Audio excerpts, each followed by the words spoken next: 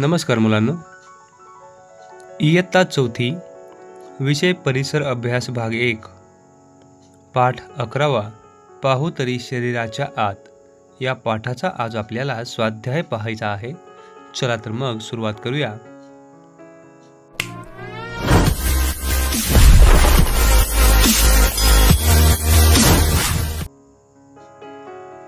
आकडा अ, जरा डोके चालवा. आकडा 1, जोराने पळत गेल्यानंतर आपल्याला धाप का लागते? उत्तर पहा. जोराने पळत गेल्यानंतर आपल्या शरीराला जास्त ऑक्सिजनची गरज भासते. त्यामुळे हृदय जास्त वेगाने कार्य करू लागते. त्यामुळे आपला श्वासोच्छ्वास जलद गतीने सुरू होतो व फुफ्फुसाद्वारे ऑक्सिजन शरीरात येऊन तो रक्तात मिसळून हृदयाद्वारे जलद शरीराला पुरवला जातो. त्यामुळे आपल्याला धाप लागते. पुढील प्रश्नाकडे जाऊया. प्रश्न, खालील प्रश्नांची उत्तरे द्या. आकडा 1, आंतरेंद्रिय म्हणजे काय? उत्तर, शरीराच्या आतील अवयवांना आंतरेंद्रिय म्हणतात. ती बाहेरच्या बाजूने दिसत नाहीत. आकडा 2, पोटाच्या भागातील पोकळीच्या 2 भागांची नावे सांगा. उत्तर, पोटाच्या आत उदर पोकळी आणि कटी पोकळी असते. पुढील प्रश्नाकडे जाऊया. प्रश्न 3, वक्ष पोकळीतील बरगड्यांच्या पिंजऱ्यात कोणती महत्त्वाची इंद्रिये असतात? उत्तर, वक्षपोकळीत बरगड्यांच्या पिंजऱ्यात हृदय आणि फुफ्फुस ही 2 महत्त्वाची इंद्रिये असतात. पुढील प्रश्न, श्वास घेतल्याने छाती का फुगते? उत्तर, श्वास घेतल्याने फुफ्फुसांमध्ये हवा भरली जाऊन ते प्रसरण पावते. त्यामुळे छाती फुगते. पुढील प्रश्न पाहूया. निसर्गाने मेंदूच्या वर कवटीचे कवच का घातले आहे? उत्तर पहा. मेंदूचे संरक्षण करण्यासाठी निसर्गाने मेंदूच्या वर कवटीचे कवच घातले आहे. पुढील प्रश्न पाहूया.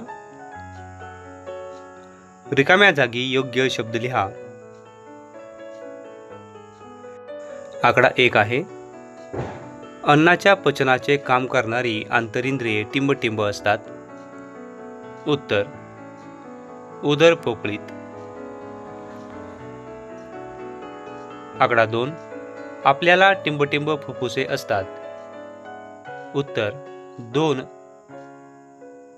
आकडा 3, हृदयाच्या प्रत्येक आकुंचनाला टिंबटिंब ठोका म्हणतात. उत्तर, हृदयाचा. आकडा 4, सर्व भावनांची टिंबटिंब आपल्याला मेंदूमध्ये होते. उत्तर, जाणीव. आकडा 5, मानवी शरीराची रचना खूप टिंबटिंब आहे. उत्तर, गुंतागुंतीची. पुढील प्रश्न, चूक की बरोबर ते लिहा. आकडा 1, ग्रासनलिका वक्षपोकळीत असते. उत्तर आहे बरोबर. आकडा 2, हृदय आपल्या मुठीपेक्षा किंचित मोठे असते. उत्तर बरोबर. आकडा 3, तोंडातल्या घासाचा ओलसर गोळा होतो. उत्तर बरोबर. आकडा 4, ज्ञानेंद्रियांनी दिलेल्या माहितीचा अर्थही मेंदूमध्येच समजतो. उत्तर बरोबर. पुढील प्रश्न, कारणे लिहा. आकडा 1, आंतरेंद्रिये जागच्या जागीच राहावी अशीच शरीराची रचना असते. उत्तर पाहूया. आंतरेंद्रिये अतिशय महत्त्वाची कामे करतात. त्यामुळे ती सुरक्षित राहणे आवश्यक आहे. आपल्या हालचालींमुळे त्यांना इजा होऊ नये यासाठी ती शरीराच्या सुरक्षित पोकळ जागात जागच्या जागीच राहावीत अशीच शरीराची रचना असते.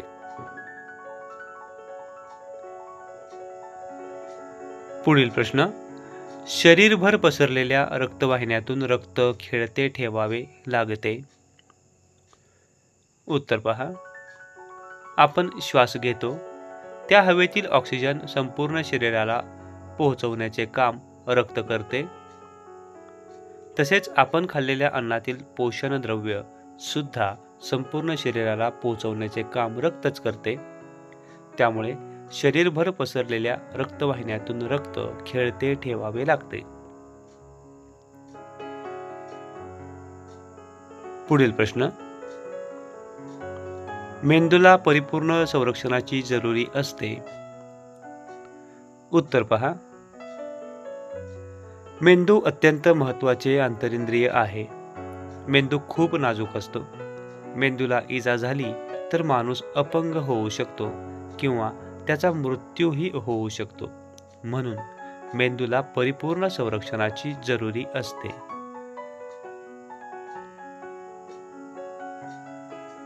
पुढील प्रश्न आहे जोड्या जुळवा. अ गट आणि ब गट. अ गटामध्ये आकडा 1 आहे रक्तपुरवठा, याची जोडी हृदय. त्यानंतर अ गटामध्ये श्वसन, त्याची जोडी फुफ्फुसे. त्यानंतर घास जठरापर्यंत पोहोचवणे, त्याची जोडी अन्ननलिका. आणि शेवट आहे हालचालींवर नियंत्रण, मेंदू.